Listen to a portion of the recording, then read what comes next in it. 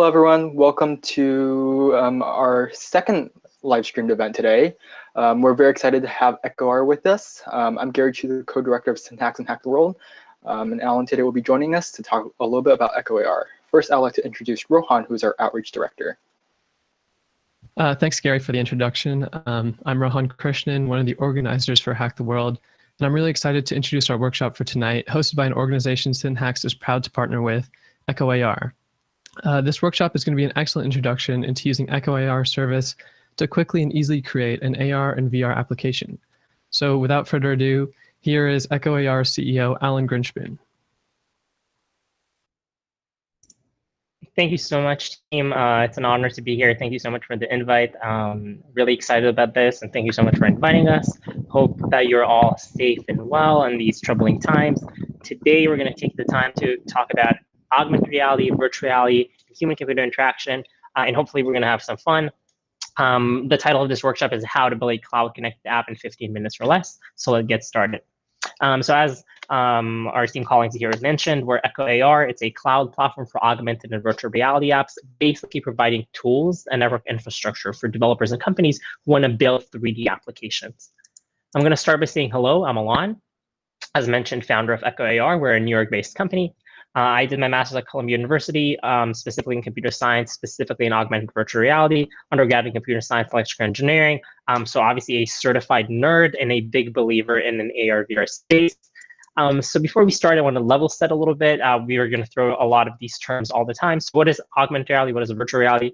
So VR, or virtual reality, is when everything around you is digital. You're fully immersed in a digital environment, and everything you see is some kind of CGI, computer-generated image, that is basically being projected into your eyes through a headset or a computer that basically controls what you see, but also sometimes what you hear and all of your other senses.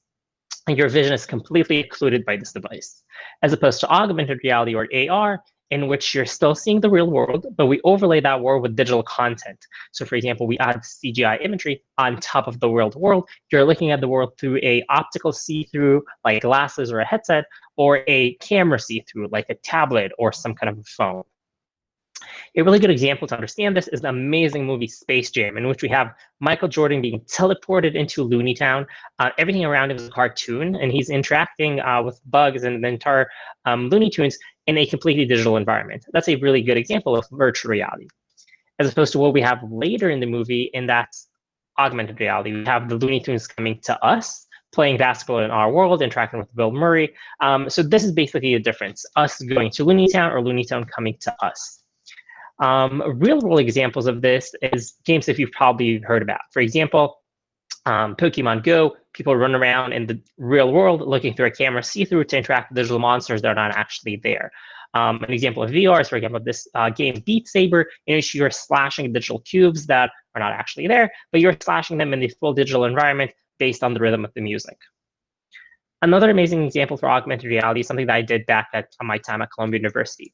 We took CT and MRI, converted them into 3D, and then put them on these smart glasses called the Hololens by Microsoft for a physician to wear. The physician will basically be able to see inside the patient in real time. Their anatomy will float above the patient, and they will basically getting this 3D reference map of the patient's anatomy, allowing them to drive a catheter with this guidance. I would scrub it into surgery. It was an insane experience and a really good use case of augmented reality. But the problem was that I had to do something that I really, really hate, and that's waking up early in the morning. I would wake up early, go to the hospital every time, had to swap those 2D scans to 3D models, rebuild the application, deploy it on the glasses, and give it to the doctor for them to wear. And that was very frustrating. I mean, as a developer, I only wanted to do two things: manage 3D assets and deliver them to an AR device. Swap a heart for an aorta for a lung. But I don't want to do this extra work and it makes the project itself doesn't scale. Now I'm working with Chicago. Now I'm working with Columbia Medical, but if I want to work with Chicago Med, do I have to fly out to Chicago every time I want to swap out a heart? It makes no sense. So basically, we wanted to manage and deliver 3D assets to the device. And when talking to other developers who are building AR/VR applications for retail and shopping and games and data visualization, they all said the same thing. There was no easy way to manage and deliver 3D data. But if you think about it, this problem was already solved for 2D data, right? If you want to build a website, you can use a service like Heroku, a cloud platform for web. If you want to build a mobile app, you can use Parse or Firebase to build a really compelling app and get your cloud backend really up and running in real time. So now we have this third iteration of content. We went through web to mobile, and now we have AR, VR, MR, 3D, immersive, call it whatever. And we are asking ourselves, who's going to build that cloud platform for 3D? And you've guessed that, that's us. So echoAR is a cloud platform for augmented and virtual reality, providing tools and network infrastructure for developers like yourself to build 3D applications.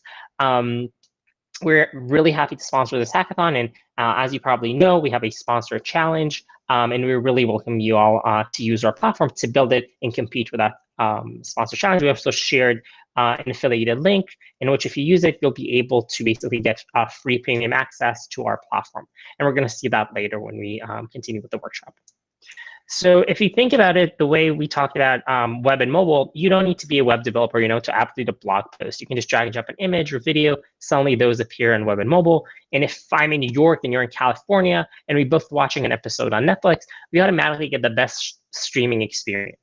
We basically translated these concepts into augmented virtual reality, providing you with a way to manage and deliver 3D data and get the best 3D streaming experience. And what's interesting here, if you think about data, you as a user, you can't move an image or a video on a website, but you can definitely move a 3D couch across the room, and that needs to be updated on the cloud. So as I mentioned, we've built this content management system that we're going to show right now. Later, we're going to do a coding session, but just make sure to register for an API key on our website, or even better, use the affiliated link that we shared with the hackathon organizers to basically get free premium access to our product, which we're going to use right now. It will basically allow you to build more and more applications for free. Yes, and all the information about that code can be found in the attendee packet, if anyone's wondering. Fantastic. Thank you so much. So this is our platform right here. I'm going to delete it and re-upload it. Once you register using that link that you have in the intended package, you'll be able to basically access this console. So what you see on the left is our console. On the right, you see my phone. After you register, you're going to get this kind of auto-generated API key. That will be your project key. You can plug it right here, and then you can just start. So let's start playing around and create applications really quickly. So I'm going to start with something simple. I'm going to add some content. You can add files. You can have 3D models that we already have for you right here. So we have a few sample files already ready to go. You can also search for 3D models. So this is a text box. You can search for anything you want, and we'll provide you with free 3D models for you to use. I'm going to start something simple. As I mentioned, we're a New York-based company. So I'm going to grab this Empire State right here and upload that to our cloud. So I'm uploading that 3D model for our cloud. What happens right now is that we take that 3D model. It's the same thing that I use for 3D printing. We convert it to work in Android, iOS, Magically, Hololens, web, you name it. Once that is done, I'm going to open a sample app right here. That sample app can be downloaded here in the downloads menu. But again, most of you probably have your own app. I'm plugging in my API key. It will stream the data from the cloud to the device. So the app itself is just a camera. There's nothing here except for a camera. The camera will recognize that there's a floor. So let's move it around a little bit. There we go. Ta-da! The Empire State is with me, and I can walk around it, walk inside. Super, super simple. But now what happens when I want to change this? As I mentioned, the app itself is just a camera. All the data is coming in from the cloud. So if I want to make this Empire State to be something else, I can go back to the console. So let's do that together. I'm going to delete the previous entry, upload something else, and it will automatically update through the cloud. So instead of this building, let's do this building. Again, same process occurs. We're going to take this 3D model, post it on our cloud. By the way, and we'll see it later, it doesn't have to be just a 3D model. You can also use videos and images, and they'll work the same. But for now, let's work with a 3D model. So I just uploaded this 3D model. Let's open the exact same app. So again, you don't have to go through the App Store. You don't have to do anything technical so far. And there you go.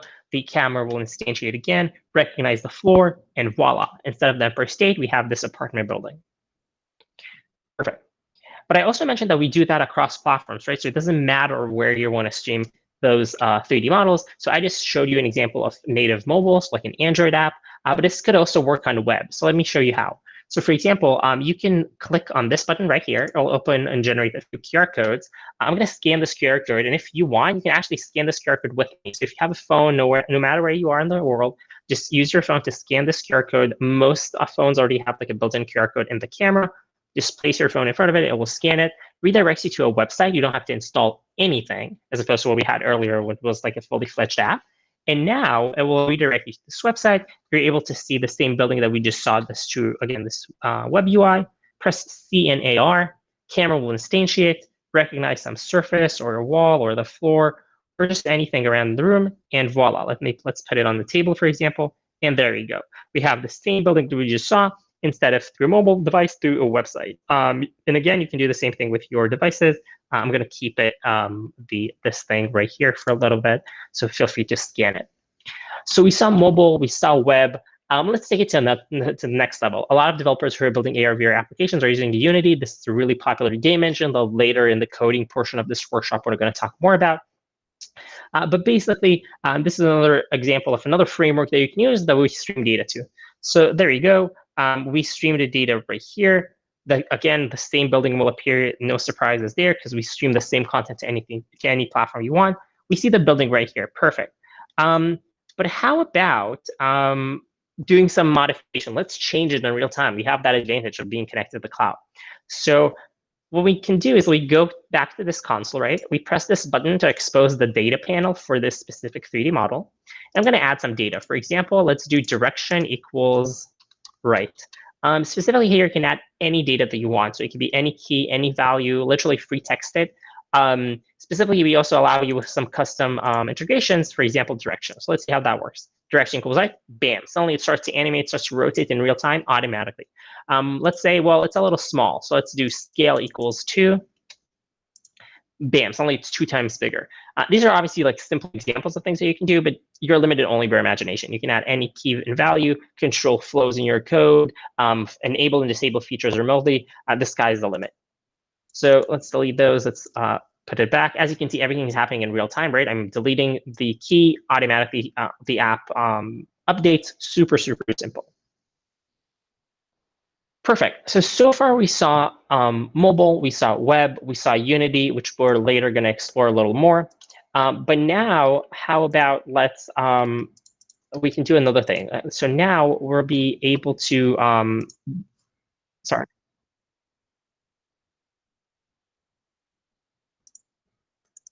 Yeah, sorry. So now what we're going to do, we talked about surface detection, so the camera recognizes the floor. Another thing that we can have is image recognition. That's a different type of AR. The camera will recognize an image as opposed to recognizing the floor. So let's see how that works. So now instead of doing see on the floor, I'm going to do see on an image. I'm going to scan this QR code. And again, you all can scan it with me if you want. You just put your phone in, scan this QR code.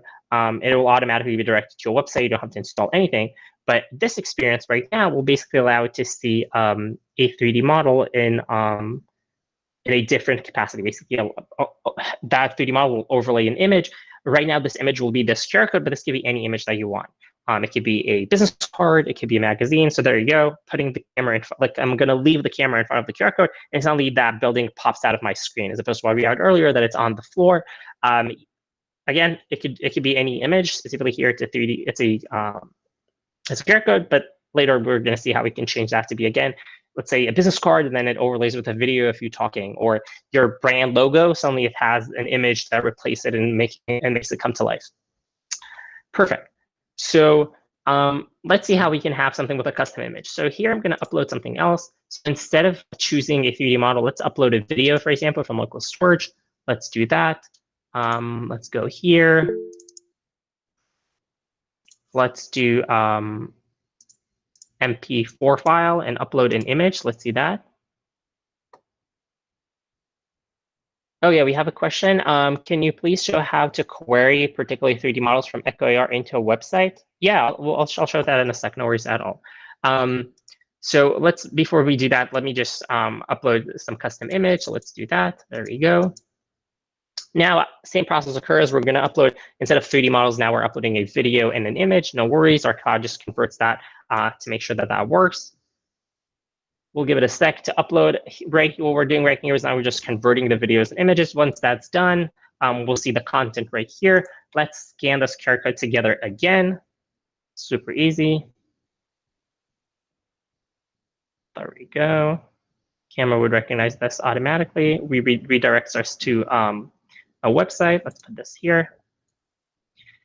The camera instantiates again, as we already know. But now the camera doesn't recognize the QR code. Why? Because again, we have a custom marker right now. So let's open that up. I'm going to press that image, put a marker, and there you go. Suddenly the video overlaid this image instead, and we can play it.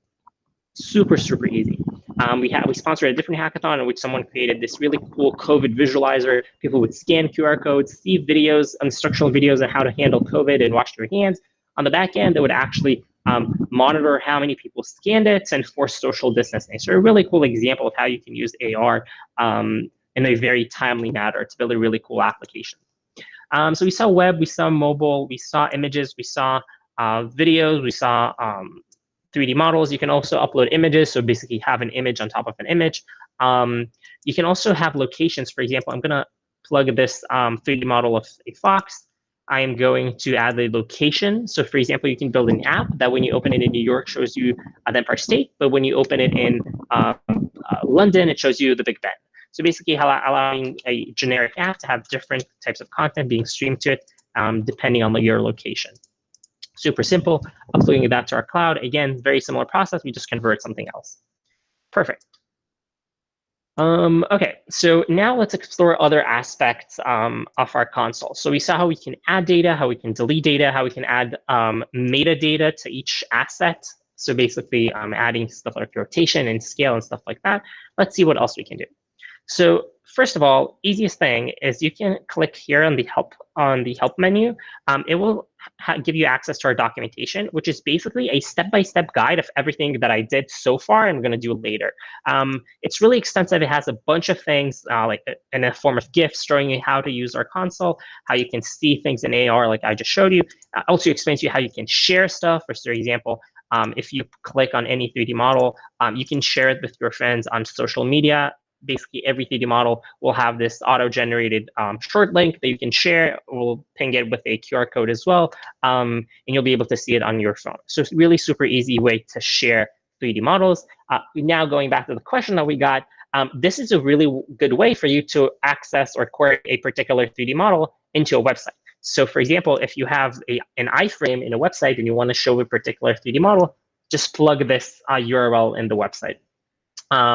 Another thing that you can do is just use the query that we have here in our API to basically download a 3D model specifically to your website. So hopefully that answers the question. If it doesn't, you can either reference the API or reach out to us through our Slack channel right here to get help. Just ask our support team and they'll be happy to help. And after this workshop, I'm going to stay a little bit in the support Slack channel to answer any questions that people might have. Another good resource that you have is our GitHub page. Our GitHub page is filled with open source examples that you can use right now to build applications. Some of them are completely built codes, and some of them are completely built experiences. For example, let's open a few of them just to play around with them. Let's see a few of these. For example, this is a really cool example of how you can do a living room inside a living room and stream a movie in AR. Really cool. The entire code base is already here.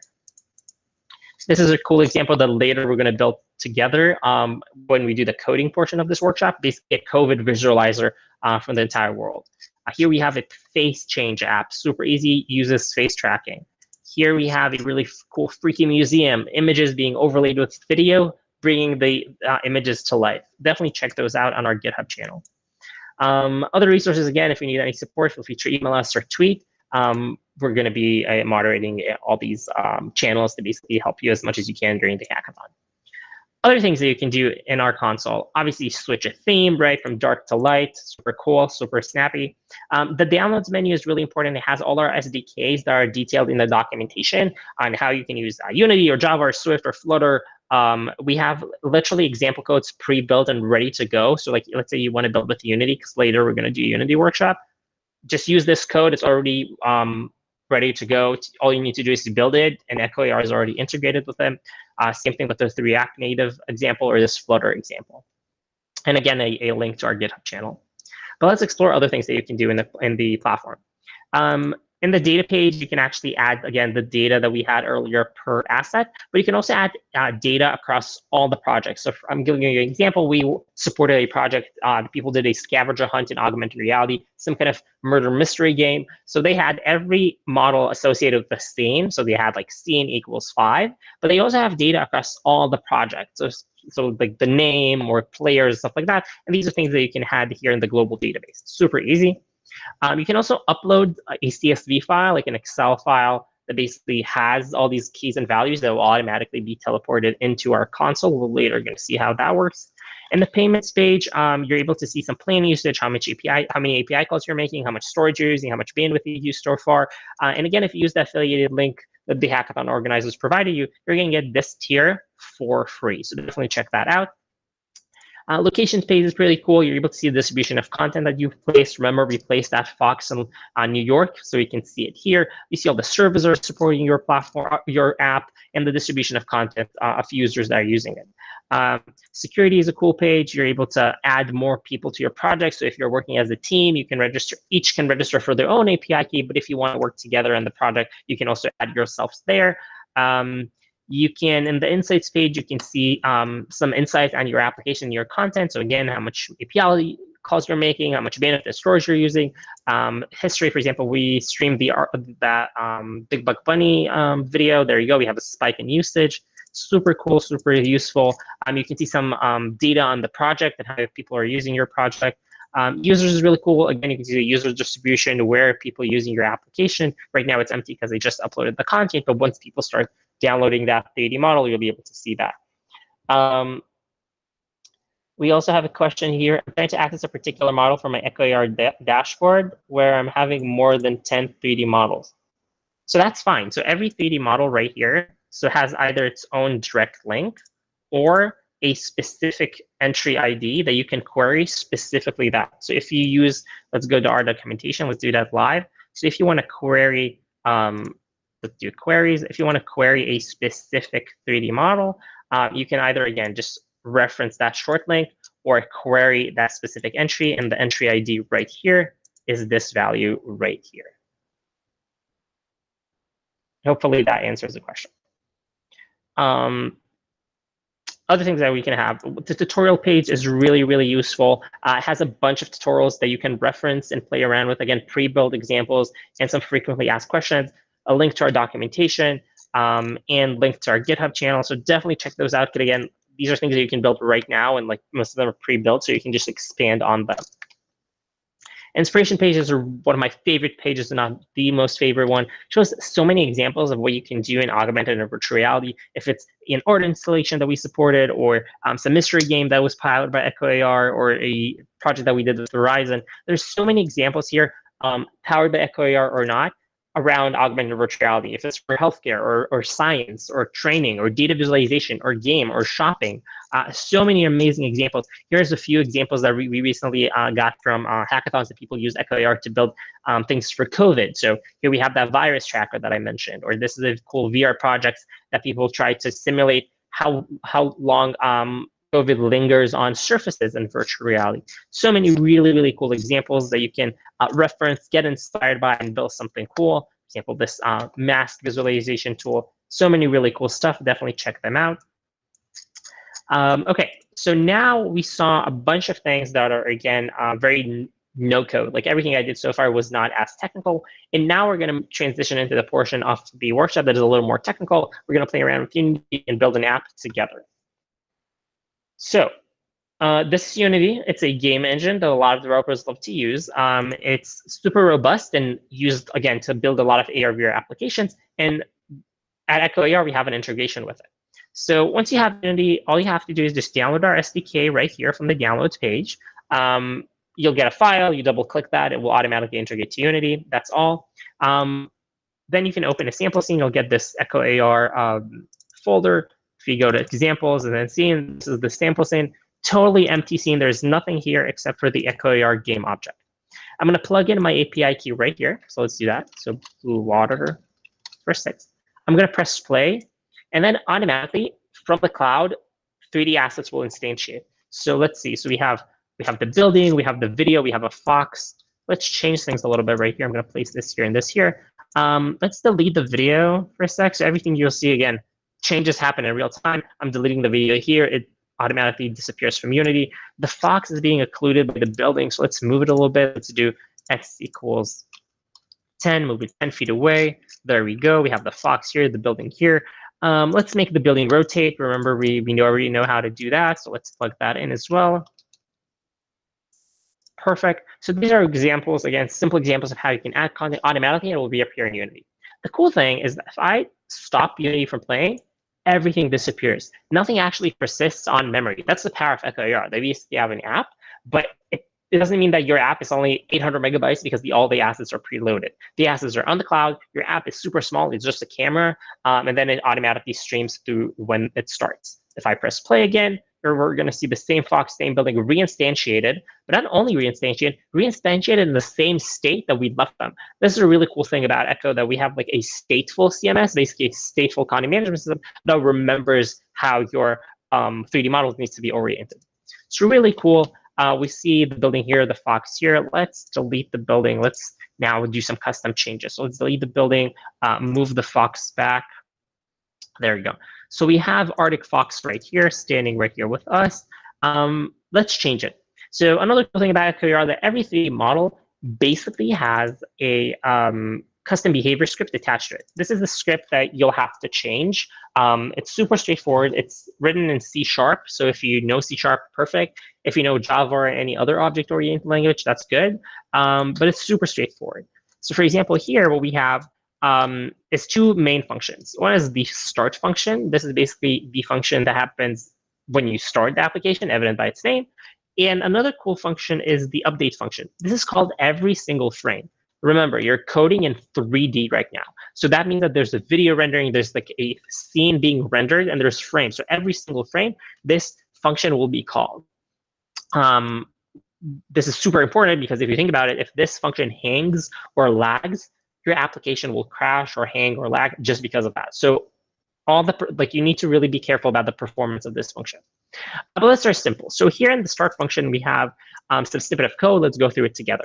So in the beginning, when it instantiates, we add a component to the game object. We add a script, our remote transformation script. This is a script that controls the rotation, direction equals right, and stuff like that, moving x equals y, stuff like that. Another snippet here basically says, do I have any additional data? If I do I have any additional data called name? So for example, it's queries for the word name in the database on the console. And if I do, I will set the name to that object to this. So let's see how that works. Going back here, let's add a name to the fox. So, and again, you can see like name is not one of the options. I'm going to just free text it right here. And I'm going to do name. What's a good name for a fox? Let's do Kevin. Perfect. Now when I'm going to press play, we're going to see the 3D model stick to here. We're going to see the fox right here, but there you go. Now it's named Kevin. So this is obviously a simple example of how you can query data and do something with it. In this case, we changed the name. But if I change the name right now from Kevin to Sam, nothing changes. Why is that? Because the code happens in the start function only when the application starts. So if I restart the application, now the fox will be named Sam instead of Kevin, right? How do I make this basically to happen every single frame and every time? So like this will be very responsive. You guessed it. We're going to put it in the update function. So I'm going to snipe this snippet of code. I'm going to put it here in the update function. Save this thing. So basically now this part of the code will happen every single time. Restart our app.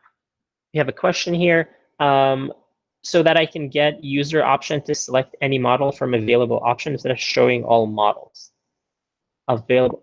So what you can do is you can query all the models and then either show them to your user and they can use that, or you can have different buttons and only when you press the button, it will instantiate a model. It basically will only query, like you don't do the query automatically. You can disable the echoAR script and you only do a single query for that specific content ID. So I'm going to show that in a sec. So now we have the word Sam right here. If I change it to Kevin, There you go. Now it's Kevin. And all I had to do is click a few buttons and it automatically changes. Let's address the question that we have. So they want, if we have multiple 3D models, we want to have only one downloaded. So let's see how that works. So I'm going to stop this for a sec. I'm going to add a 3D model. So let's have, again, the fox and the building.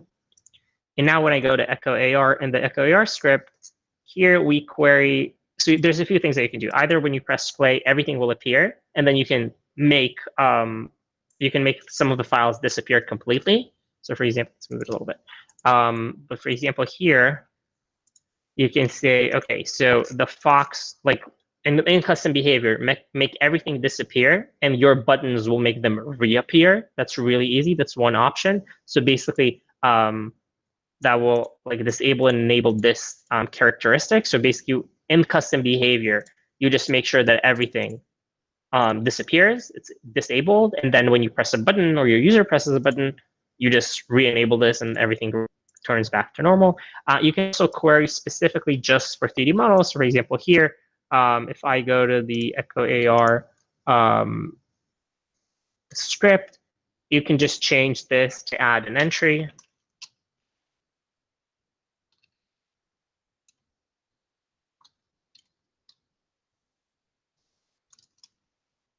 And let's add that entry specifically here. There you go. And then when you restart this, you'll see that just one 3D model is going to be available. Super, super easy. And again, if you're doing it in any other platform, same thing. Same queries, same API, super simple. What else? Oh, it says entry not found. Why is that? Did I delete it? Entry, oh, forgot this thing. Perfect. Awesome. So let's recap what we saw so far. So we saw how you can use mobile, how you can use web, how you can use, and there you go. So now when I queried, we only have Kevin the fox being instantiated. Super simple. Even though we have two things here. Okay, so we saw mobile, we saw web, we saw Unity, we saw how you can upload images, videos, 3D models. We saw how you can play around with Unity, how you can build some custom behavior scripts inside of Unity. Now we're going to take it to the next level, do some more advanced coding example, but don't worry, we're going to do it together. And again, it's going to be that code visualizer I showed you earlier. So let's clear out the console right here. Let's upload a new 3D model. So let's do that. I'm going to do that from local storage at this point. So I'm going to click here, press here, do models. Now I'm going to choose a 3D model that I already have in my computer. And I'm also going to choose this CSV file. As I mentioned earlier, you can upload content with a CSV file, basically pairs of keys and values, and automatically you're going to have those instantiated with the metadata automatically. So let's see how that works, uploading that. I'm also going to cheat a little bit. I'm going to swap the custom behavior script under the hood. So let's see that. Perfect. Awesome. So we have our planet Earth right here. It has all these metadata on the back with some data on each continent, for example, Asia, Antarctica, Africa, all that. And now let's see our new custom behavior script. So this is our new custom behavior script. Let's see what it does. So in the beginning, we have some new data structures. For example, an array that has all the continents as strings. We have some dictionary. We have some data structure about how we want to parse data for every continent. We have the start function, looks exactly the same as before. And now we also have the update function that is much more interesting. So let's dive into that. So in the update function, we're asking, do I have any additional data? Basically, does the backside of my card have any data in it? If it does, do I have a data called scale? If I do, let's parse that scale into an integer. Let's save that. Then I'm going to iterate over all continents, basically loop through all continents and ask, do I have a additional data that matches the name of the continent? If I do, let's parse the number that is associated with it. And then if that number exists, let's scale that graph to the number of cases. If that graph does not exist, let's create that graph. Here we can basically create this primitive. This is just a cylinder that will act as a graph. We're going to color it. We're going to give it a name. We're going to change it a little bit. We're going to put it in a specific place. We're going to add text to it. Super easy. And if it doesn't exist, we're going to destroy it. Perfect. So let's see how that works. So I'm going to press play, and we're going to see our app running in 3D. There we go. Let's go to scene. Oh, whoops. I changed our echoAR script. We need to change it back. There we go. Let's change it back to default. Sorry about that. Now let's press play. Again, data will be queried from our console, automatically instantiated, and you're good to go. Perfect. So we see Earth right here spinning around. We have all these graphs that are associated with different continents. Super easy. Now, if we delete something or change something, like let's change Antarctica. Let's change the data from 1 to 6. Bam. Now the graph changed automatically. Let's delete Antarctica. Bam. Now it disappears. Super simple example, but again, very, very powerful. You can take this open source code and expand on it. Instead of having our data being written specifically on keys and values, you can hook this up with some API, a third-party API, with, let's say, the WHO, the World Health Organization, and make these numbers update automatically in real time. And then there you go. You have a 3D application that shows the actual numbers of each code case. Pretty cool, isn't it? And again, when you rebuild it, when you build it to your app, basically on your phone, don't worry. The app will be super small. It's just going to be a camera. Everything disappears once I press, once I unplay, basically. Perfect. So we saw an extensive example with Unity. Let's go back to our slides and recap everything we saw so far. So we saw how you can build mobile applications on Unity. We saw how you can see things in AR and web and mobile.